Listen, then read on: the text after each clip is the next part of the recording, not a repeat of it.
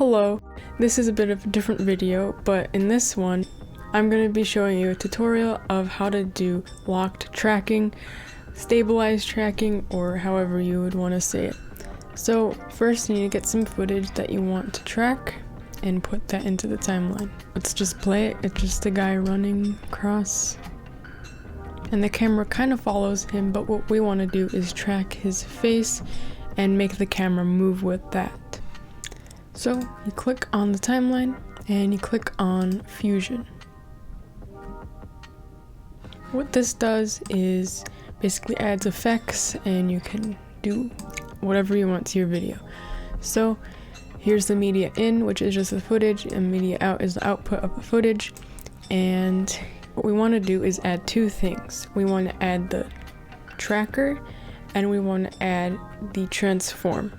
So to get those, we press Control or Shift space. So this is Control space and this is Shift space. It's basically the same thing. I just prefer Control space. So put tracker into the search bar and we add it. So once we have this, it shows a little green rectangle, and put it over the most contrasted area, which is the yellow. Just put it somewhere in an area that we can always see, which is the guy's head. So it starts off with him out of frame. So we're just gonna start right here and focus on more of the back, because at the end it showed most of the back. So we fit to where the head is gonna be, and then this is mostly going from left to right, so we make it a long rectangle. So once we have that, we can be able to click on track forward. What this is gonna do is track the guy's movement, and it says it completed. So let's see how it works.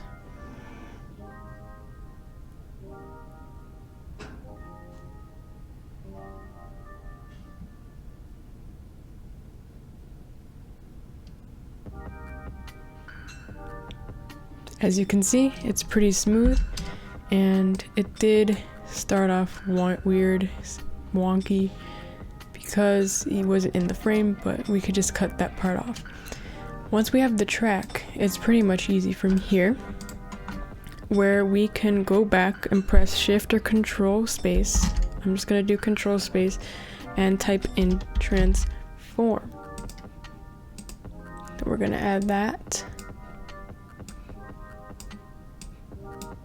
And this will help fix some of the image once we go and mess around with some of the options. So we have the tracking, but it's not really doing anything. It's just taking all these keyframes and moving it to where we want it to track. But in this video, I'm teaching you how to take that and move the background with the tracker so it stays focused on whatever you want to track. So to do that, you press on Operation, and there's some options, and you click on Match Move. Match Move can do a lot of things. For one, you can put images to where you want to track, so you could put text. I could just do that really quickly. If I put some text here, there we go. And we attach it to tracker 1. We just say hi, and we move it. Let's just make that darker color. So now when we play the video, it goes with the track movement. I think that explains what Match Move kind of does, and also what I want to show you, which is the main thing of what this video is about.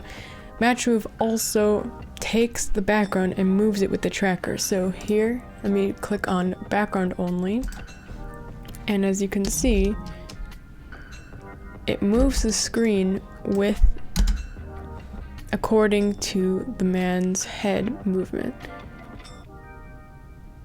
So that plays through, and what transform does is it helps get rid of the transparency.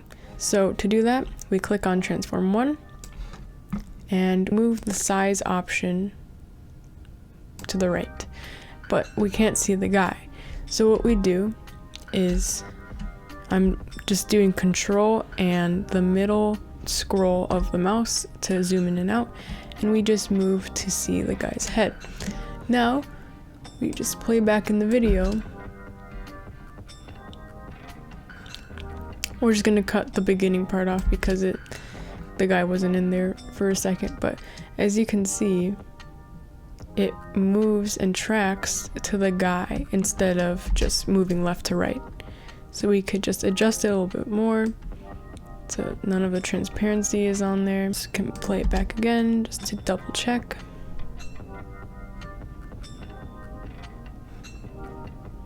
Yeah, it looks pretty smooth too, and it really saves you a lot of time when doing all these editing.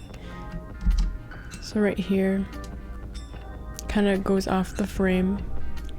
So we can also cut that off, or you could use keyframing if you like keyframing and kind of move the screen to the right a little bit. So once we have the image, we could go back to the edit tab and we can just get rid of the parts where it wasn't tracking. So that's part. So we have this, and then at the end, and we can cut this part off as well. And the shortcuts, if you wanted to know, are control and the vertical line button. So it's just an easier way to cut. And now our finished video.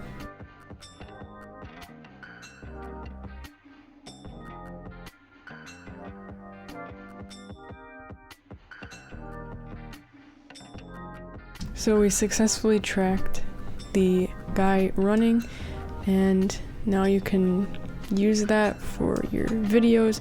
It's especially useful for videos involving gaming because sometimes the character doesn't appear always in the middle of the screen. In cases like you saw in the Mario video, I had to use this to be able to track Mario and be able to say something along with what he was doing.